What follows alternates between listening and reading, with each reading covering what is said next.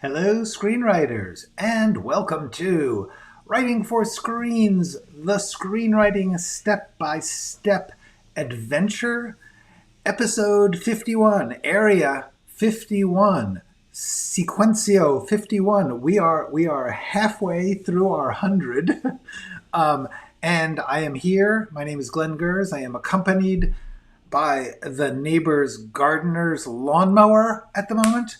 I am here every Monday through Friday, if I can be, at 3 p.m. Pacific Standard Time, working through a drama pilot script from rough idea to complete script, and at the same time you can ask me almost anything. And if for some reason you don't feel like asking me almost anything here, or you can't, maybe you're not watching live, you can contact me at writingforscreens.com. Press the Contact Me button and a signal will go up through the internet and reach me. Likewise, you can reach me here in the comments of this very video or any video on the Writing for Screens channel, because that's how that works. The comments go to the creator. You should know that. Anyway, enough of the boilerplate. We got through that. We got a bunch of people here already. Hi, everyone. Hi, Alex. Hi, Wolf. Hi, Matt. Hi, Maria. Hi, 99 Precinct. Hi, Foamheart. Hi, everybody. Hi. Hi, 234. Hi. How are y'all? It's good to see you. Okay, so let's talk about writing, because that's what we're doing here. And my goal is to not have one of those long YouTube intros where you try and get people to sign on to shit and stuff. Just let's get to work. That's what you're here for. I'm doing it. Let's do it. Okay. What we're doing here is we are working on the script. And what happened was 5 a.m., not kidding around, 5 a.m., the cat woke me up and said, excuse me, can I please eat? And I said, sure. Having fed the cat, I went back to bed, and I'm lying there trying to go to sleep, and what I'm starting to think about is the day to come. And what I'm thinking is, how long am I going to work on this first scene before everyone just screams, stop doing this? Why can't you get this right? And the answer is because that's how long it takes. Seriously, it takes a long time, especially first scenes and major scenes. First scenes and major scenes, you can spend weeks on them. And it looks like I will. So I was like, I know it's not right, but I also know that now yesterday I got the main chunks of the story. I got the main points of the story down in some garbagey form, and therefore I actually could move along. I could move along and come back to it, because very often when you've sketched out the whole thing, when you've explored later stuff, you have a better sense of how to craft the opening. If you really perfect the opening, sometimes that's cool. Sometimes it sets the tone for the entire thing and gives you the voice and the language. But sometimes you find yourself creating a thing that's actually not the best representation for the rest of the episode or the rest of the series, because you crafted this brilliant thing that was so much fun to do. So, man, that's just really annoying. The lawnmower is like right outside. Anyway, so I was thinking, okay, realistically, the best thing I could do would be to say to you guys, I've got this scene well enough. I've got 4 or 5 pages of the main material. I know that I can rework it later. I'm moving on. Let's get to a new scene. And so I was thinking about what's wrong with the scene, and how was I going to fix it down the line? And one of the main things that's wrong with it right now is that a lot of it is about something that's just not the right thing. It's about the first case. I was thinking intro. I was thinking, let's get to know this case, the serial killer case. But this podcast that we are watching, the dramatic event that we are watching, is a guy making like episode 5 of his podcast. So he's not going to do the first case. And I thought, damn, that's just, I have to start from scratch. What's he going to talk about? How am I going to, and then it just like hit me, literally, dummy. Just make it about the last victim, because the whole point about the rest of the monologue is about how he's obsessing with this case, how it's a cold case, how he's got to break open this cold case by revealing new evidence. Everything about it is about how this case went quiet, how it's lost to history. And so therefore, it's just got to be about the last victim. That's where we are. It was just so obvious. And this is how writing works. You do the best you can with what you've got. You use what you have. Do I have this here? I should have this here. Oh, damn, I don't. Use what you have. Well, actually, I do. I've got this. Use what you have. It's the name of a video that I have made, which you can watch, and you should. And that's what I'm doing here. I am using what I have. What I had was a bunch of raw material that I knew I had to accomplish. So by putting that down, then day after day, as you're looking at it, you're like, well, why isn't this working? And you begin to get specific. It's not working because he's talking about the first case, and the first case would not be how he talks about it in the 5th episode of the podcast. It's just a problem. Problem, solution. That's how writing works. If you can get yourself a nice specific problem, the solution will be there somewhere. Shouldn't be first case? Well, that means it should be something else. What could be? Last case. Ding, ding, ding. Got it. Okay, so that's the lesson for you. And I wanted you to get the whole lesson there. And now we are going to go into the text and just make that note. This is here.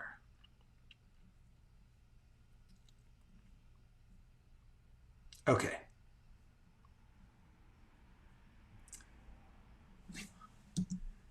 This should not be about the first victim, dummy. It should be about the last. B is usually spelled in the correct order of letters. If you put the letters in the right order, they become words. So there, look, I have solved this enough to not worry about it anymore. I know that this is what I will do when I come back to it. I'm also going to put it here.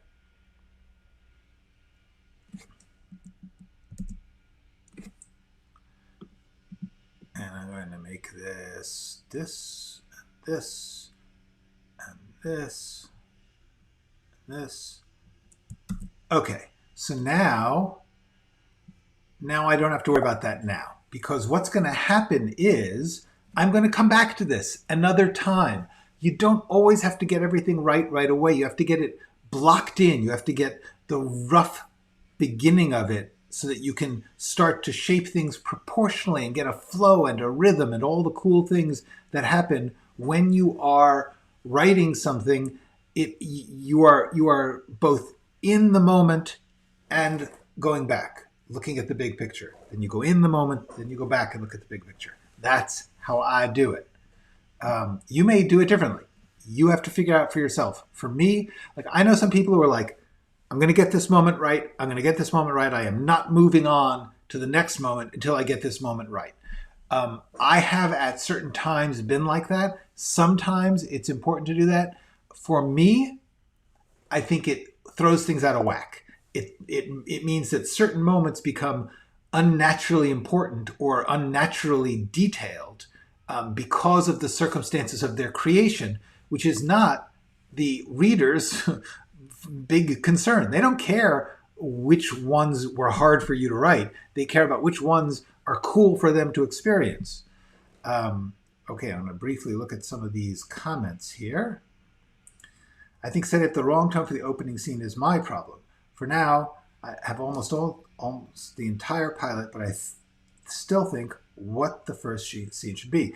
That can happen. That is not the end of the world. If you are getting everything, like, if it really comes down to it, if you got everything else right, and then you get the first scene, cool. If you get everything else right and you don't get the first scene ever, it's still not the end of the world. Get it to be as practical as you can. If it's not going well, this is a secret. If something is not going well, make it small. Do whatever minimally has to be done and then get past it to the good stuff. At some point, someone may say something to you that will be like, that solves it. But if not, if something is really just, you can't figure it out, just do the minimum of it. Do the least you have to do. Don't let anyone else spend too much time looking at this wrong thing. Get into the good stuff. Okay. And then George must have already announced that he has the evidence in a former episode. Yes, that is 100% right. I have been saying that for a while and trying to remind myself of that that yes. So that is going to have to be part of the scene. In fact,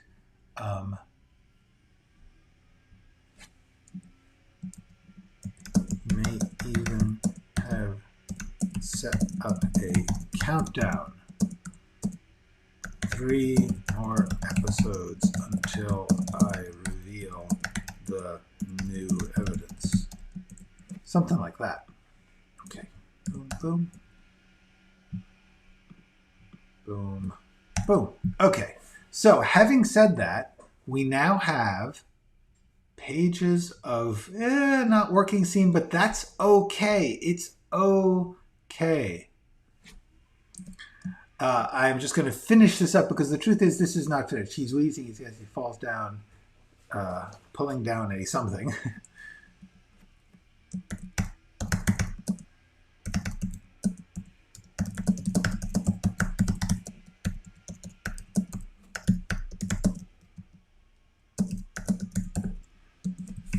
There you go. I have killed George. So that ends that scene. And having gotten to the end of that scene, I can look at the outline and say, okay, Madeline, right. So now, it's been a while since I wrote this. I need to reread it. Madeline, establishing her job and life and personality. Yes. She has not been unhappy. She's getting a promotion. A moment when we'd hear about her qualities, turning down a promotion. Okay. Cool. So the action of this scene, the point of this scene is Madeline getting a promotion and turning it down. Now, one of the things that is a problem, hello, Matthew. One of the things that is a problem is a scene in which two people are sitting in an office can be boring. So let me think about this. Let me think. Okay.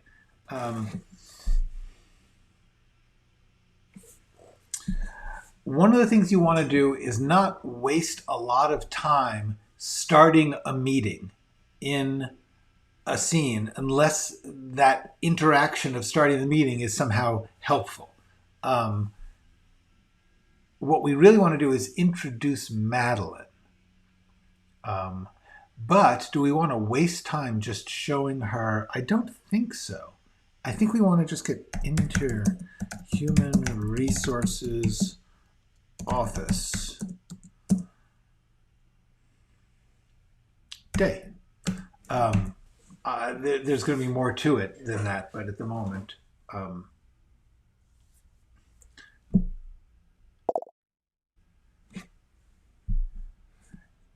Yes, start as late as possible, usually. Not always. Sometimes you don't want to start as late as possible. Sometimes you want to just take your time and introduce slowly. But in a scene like this, you do. You do not want to sit down, you want to get right into it. The problem is, this is just, and I have to think about whether or not this is worth it. So the thing is, if we introduce Madeline and the human resources person, for the beginning of that scene, we kind of don't know who it's about. There's two people on either side of a desk. It could be either one. Oh, okay, this is a possibility. Wait a second. You know what? I'm going to do this here. No, I'm not going to do it here. Let's do it in the right place. It's the notes. Okay. the right place is notes. Madeline's intro scene. You guys know what I mean when I type things wrong, right? Okay, now here's the thing. It could be a meeting, right? Doesn't have to be though. It could be that Mad is in some other part of the office or even after work or something, and someone is leaking the news. That might be more fun than just the HR person, like the person.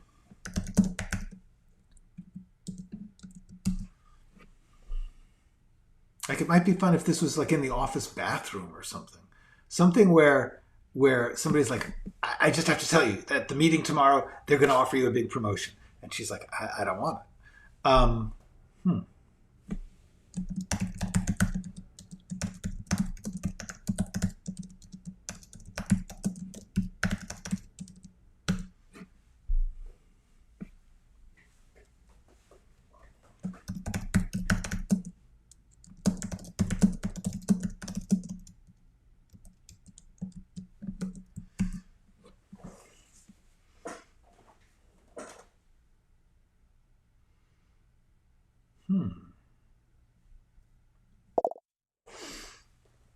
Yes, indeed, watercolor is possible.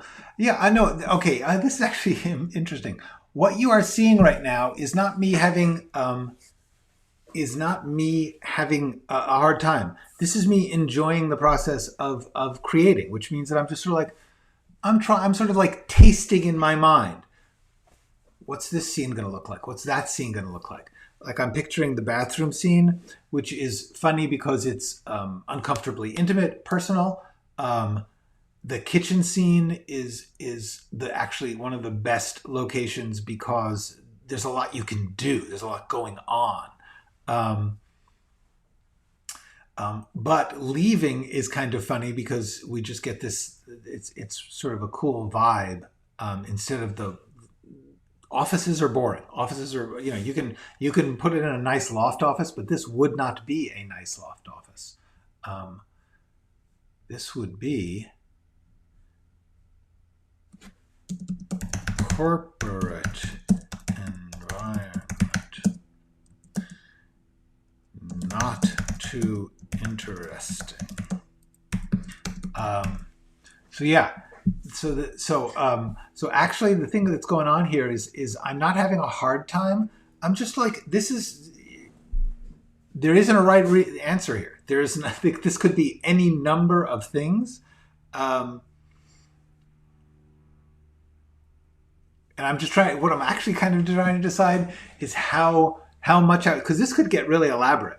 Like, this could be, hold on, you should watch this while I do this. Okay, so for instance, office, kitchen, people talking about some new program with yoga and stuff to help the staff unwind. I mean, there's so many things that it could be. Like, how much corporate culture do I want to add? Yeah, no, they could go up on the roof, but the thing is, I want this to be my goal here is to make this the most glass and steel cubicle boring office, because that's the thing that she chose. She wanted the safest, dullest, most reliable and unchanging experience she could get. So I don't want to give this any kind of flair because that would be contrary to the world she chose. So I'm just trying to think of like the fine line between how boring can I get and so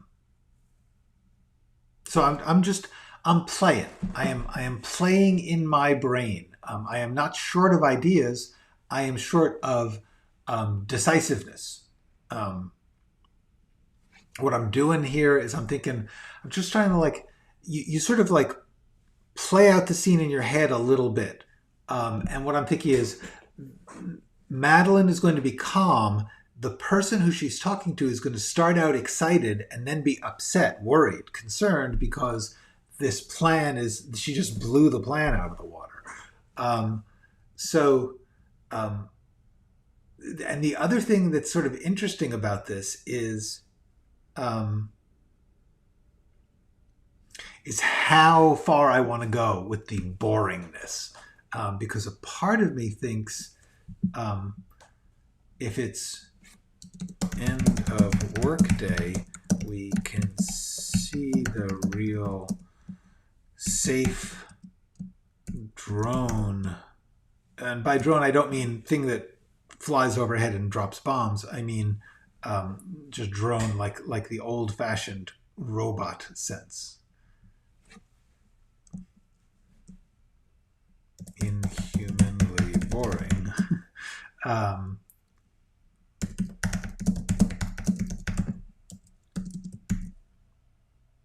And actually that kind of feels right. Because remember, we're introducing not only a major character, the major character, one of the two leads. So as much as it's kind of fun to just like, save some budget and save some time and just like boom, boom, right into a discussion. The truth is we want to make her important. And we also want to establish, not just in words, her life. And so therefore, I think I'm going to go with this end of the workday. Okay, so let's set this aside. Let's set this aside. And it's not going to be this. So it's going to be Madeline's office.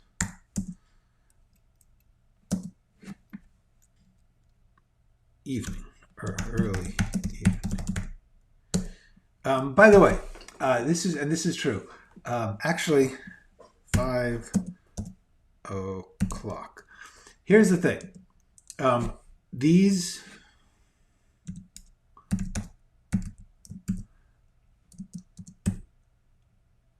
the slug lines, the scene line, the identifying scene break line.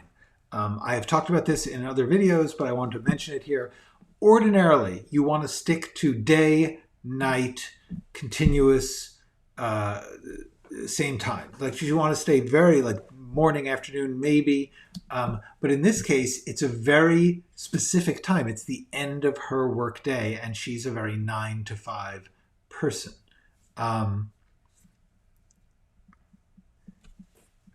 So I'm going to say it's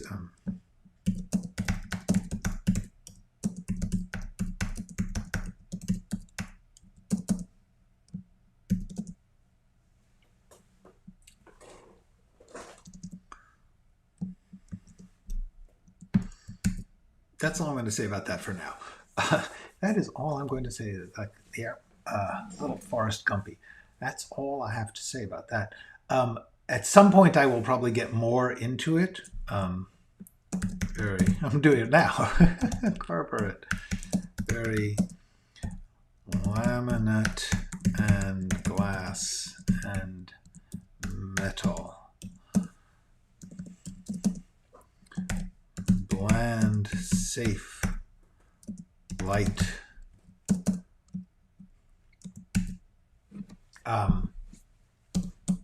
Madeline, and Madeline Morrison. I'm using Rachel Morrison, the cinematographer's last name. Age 49. 49.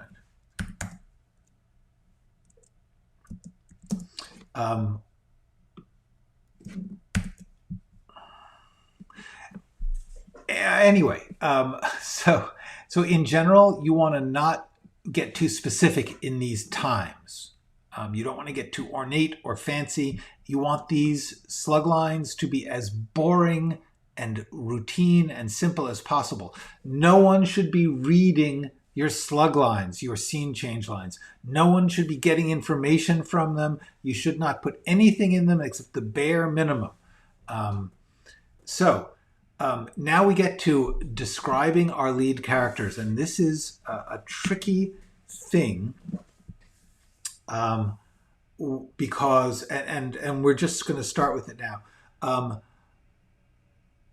You don't want to over-describe the people physically because casting is a marvelous thing. You can describe this person as a bouffant-haired, middle-aged white woman, and somebody gets, Regina King to do it, and we're not going to worry about the fact that I described her that way. We're going to get the best actor you can get. Don't get hung up on physical description if you can help it. Try to describe their essence, their personality, their action.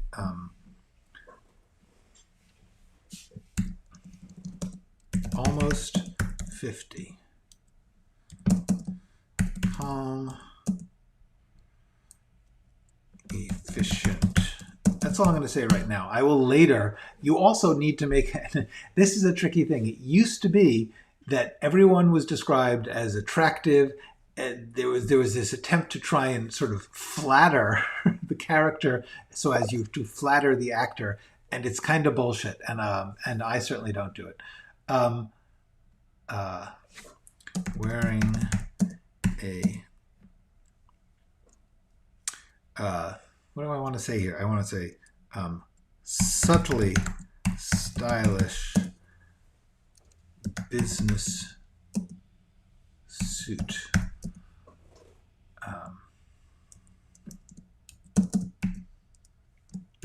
A tiny bit 20th century skirt. I don't want to say pantyhose, stockings.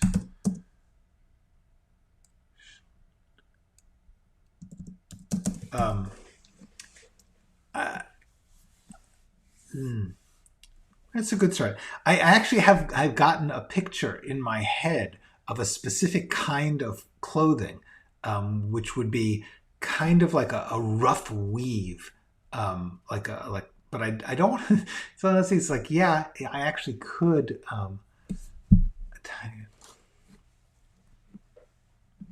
I'm not going to over describe right now. I'm just going to,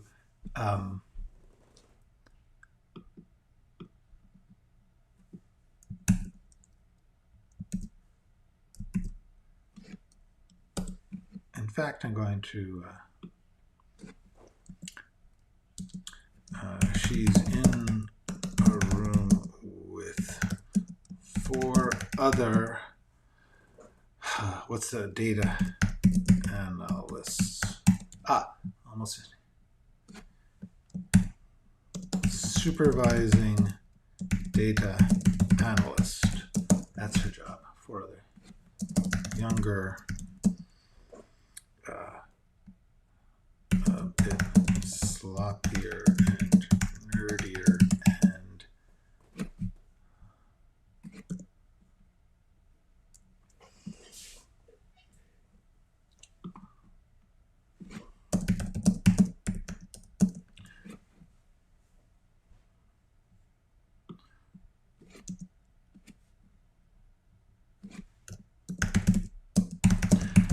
okay. Have I gone silent? I'm sorry. I'm writing.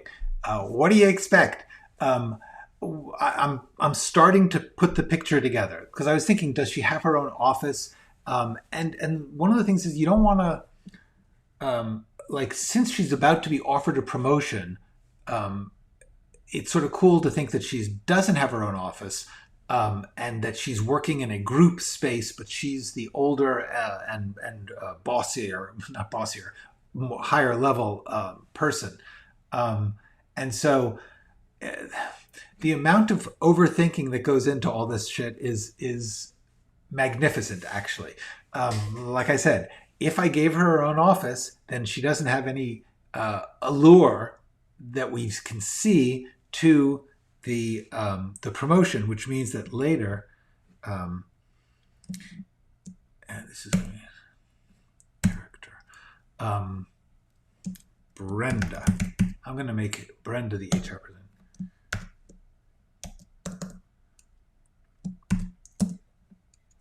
4% bump annually for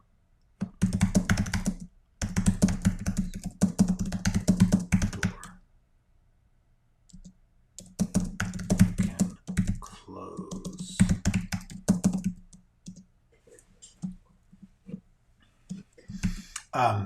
That will come later, but I thought of it, so I'm putting it in there. Brenda.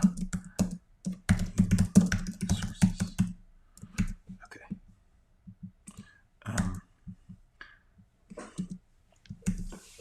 So,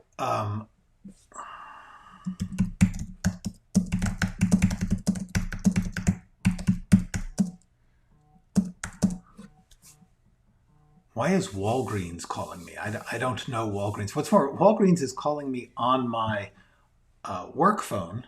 I don't know. Okay, so remember how I had that efficiently stuff? It worked down to a few quick, simple gestures. Cover goes over her keyboard.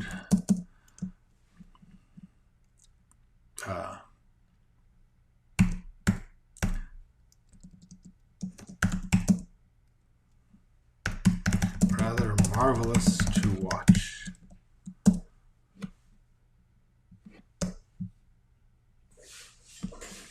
An expert, a master at the game. That's not what I really mean, but it's what I'm going to do. The least, what's the word? Expenditure of energy for the most effect. Smart. I'm going to say data analyst for the moment. Is it 5? This is bad dialogue. Data analyst 2. There she goes. I wanted to do something that allows for a bit of conversation. This is not it.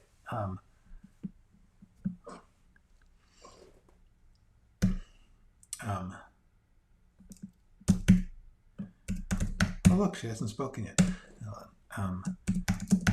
Tomorrow. I don't know why I think of chickadees. I am giving her. I want her to be a little casual. Tomorrow, kids.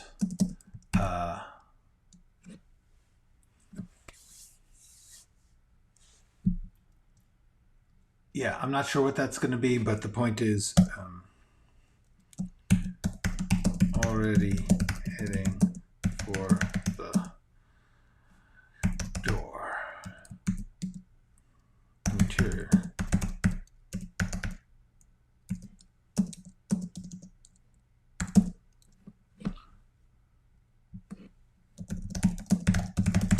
Office building, elevators.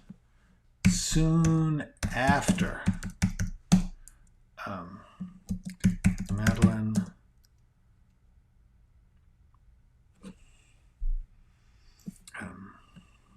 It's on and fine.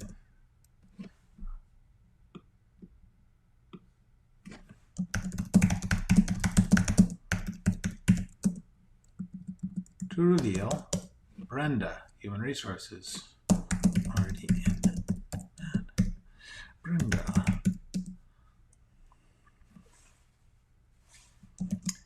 Ms.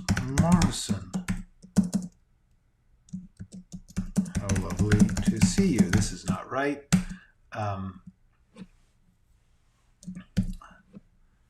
Madeline. Hello. Basically, what I'm going to get to is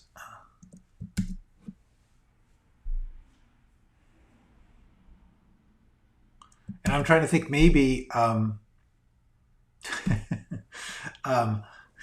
sorry, Wolf cracked me up. 23 Skidoo, yes.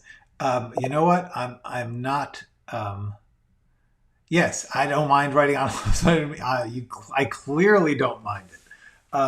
What I was trying to think of is how well does Brenda know Madeline? I was just trying to decide, and this none of this is important except what it conveys to the audience about Madeline and her work. This dialogue with the data analyst is going to be about how friendly and confident and nice she is, because she's her job is somewhat boring and restrictive, and she's going to say she doesn't want adventure in her life. So therefore, we want to make sure that she doesn't seem drab, that she seems spirited and fun, and happy with her choice, which is very different from someone who can't handle a little looseness. So I haven't decided yet what that's going to be. Does she know Brenda, or is Brenda saying, "I know we have a meeting tomorrow"?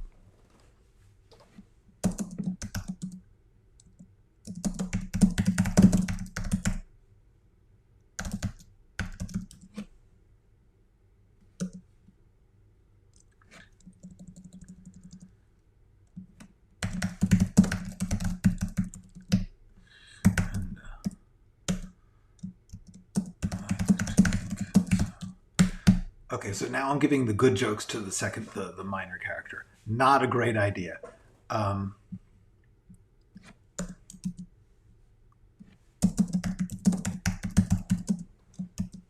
McNeil.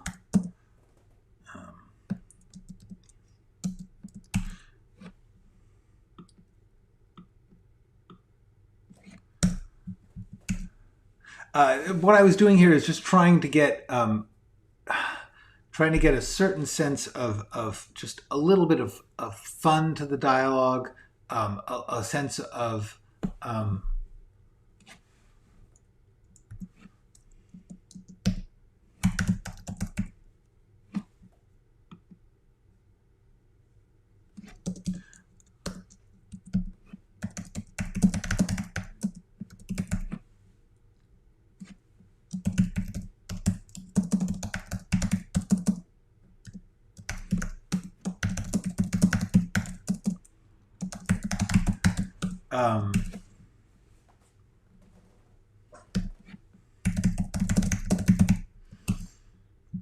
okay, so we have a meeting tomorrow. Human resources? I like to think so. As in human, like that's the little, human resources-y joke that. So she introduces herself. Madeline gets a good line here. Gets to have a little personality. Lie down in silence for a moment.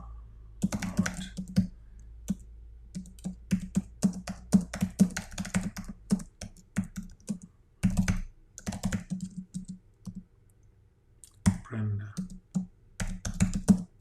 Okay.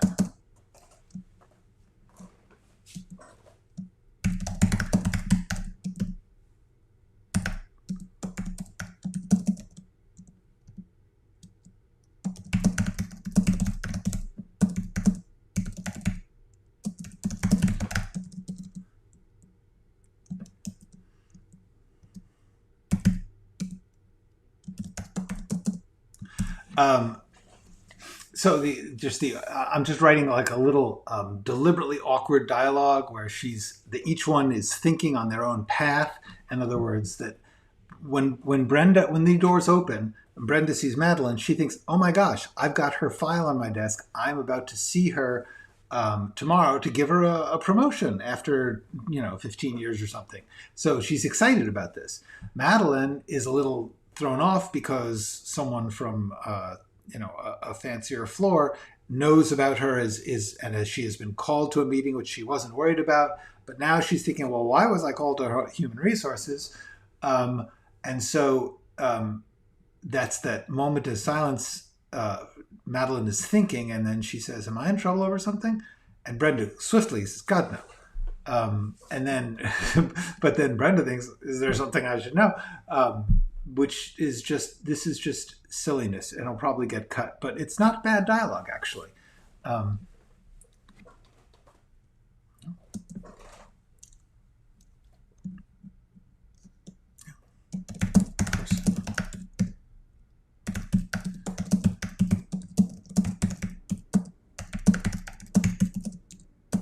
I would say that, but really, seriously.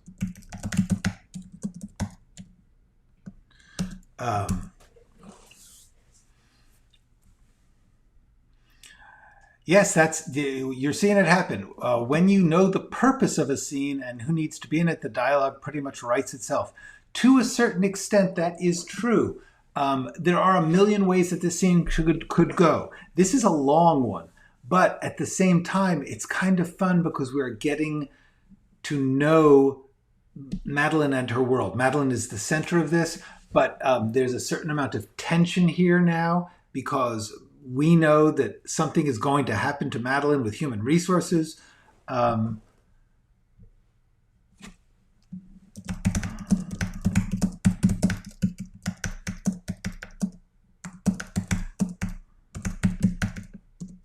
Doors open, revealing lobby.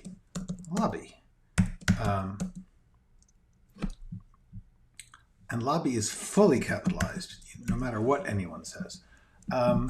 Okay, so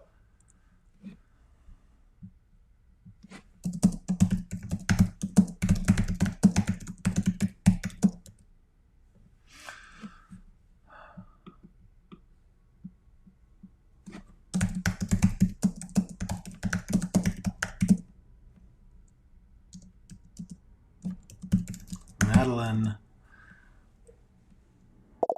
slightly self-conscious exits the elevator first. Okay. Oh, definitely not. No. This is meeting her at her workspace. This is meeting her about her. This is to get to know the Madeline who exists before she is disrupted. Why is lobby fully capitalized? Just felt like it. As I have said before, I haven't decided yet about this, but the idea of these full capitalizing is same with open. Sometimes you just want to dramatize the read, and so the elevate. Like what I'm trying to do here is there's a silence like that the elevator doors opening is disruptive. And revealing the lobby, I just did it because that way we say, ooh, lobby. It's complete bullshit. That is one of the key. This is key. This is a big deal. This is a screenwriting fact. There is no logical rule to this capitalizing stuff. Sometimes when I'm feeling in a very artsy, like purist mood, I will just write a script and not capitalize anything. But the fact is, people kind of like these randomly capitalized words for emphasis. It's just nonsense, but it is a fun thing you can do. so I did it, and that's what we're doing. Interior, office building, lobby. By the way, down the line, continuous. Yay, continuous. Get used to it. Continuous is a big deal. You're going to see a lot of continuous. By the way, this office building thing, eventually I may change the name to the company name. The office building is kind of generic. And to a certain extent, you want to texture up your world by naming things, giving them names and details without slowing down the script. Madeline heads for the revolving doors. Brenda catches up with her to say, I'm not supposed to say this.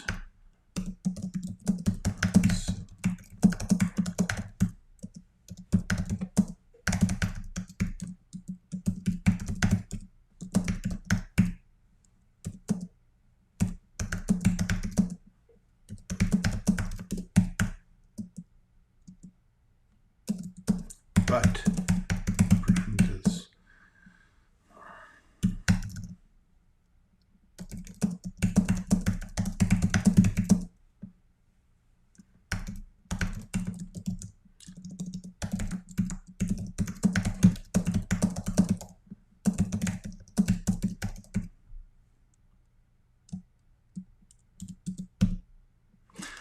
so I'm just describing how they're like what Brenda says. I'm not supposed to say this till tomorrow. Now, I need to tell the reader what the actor is experiencing because the actor will play that, but I don't want to put it into the words. And it's also very subtle. I mean, the fact is, this is just how it'll be played. You are allowed to. I mean, I believe this is my way of writing. You are allowed to talk about what someone is thinking or feeling because the actor will play it and because the character is experiencing it and we are describing the moment for the character. We are not describing the filmmaking. We are not just saying what people have this theory. You can only describe what can be seen. That's nonsense. You are describing what happens. They'll decide how to show it. You are describing what happens. And if what happens is internal, you can describe it. I say. That's my declaration. A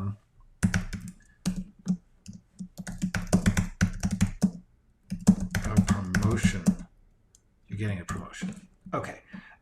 And with that, I'm going to stop for the day because God, this is the thing. Okay, guys, this is the thing. Writing takes time. I was hoping to keep these episodes down to like half an hour, make it really helpful and useful. The truth is my videos, I really try to keep them short. Like you could just index cards, bite size, get this information, make a recipe, go do your work. These live streams, this is the, honestly, if you were not watching, I would be doing this in the morning because I hate working in the afternoon. Second of all, I would be doing it from 8 or in the morning till noon. I would be doing 4 hours minimum. Okay. When did you work out Brenda's character, her traits? Just as you're watching, go play it back. You'll see it. Brenda did not exist an hour ago. And she still barely exists, but at least I get the feeling of a fairly new HR person. She's never met her, and she just wants to be nice, and this is all cool. Because the point about Brenda doing this is that Brenda is sort of breaking the rules. She's excited. She can't wait to share, and the rest of this scene is going to be Madeline completely pulling the rug out from under her because she's going to say, "I don't want this promotion." And that's going to be funny, but it's only funny if Brenda is informal, if Brenda is excited. If Brenda is very formal, it's a boring scene, and it's kind of creepy. So that's why Brenda came to me that way. So much of writing is internal. I didn't consciously think why I needed Brenda to be this way. I was sorting through potential Brendas.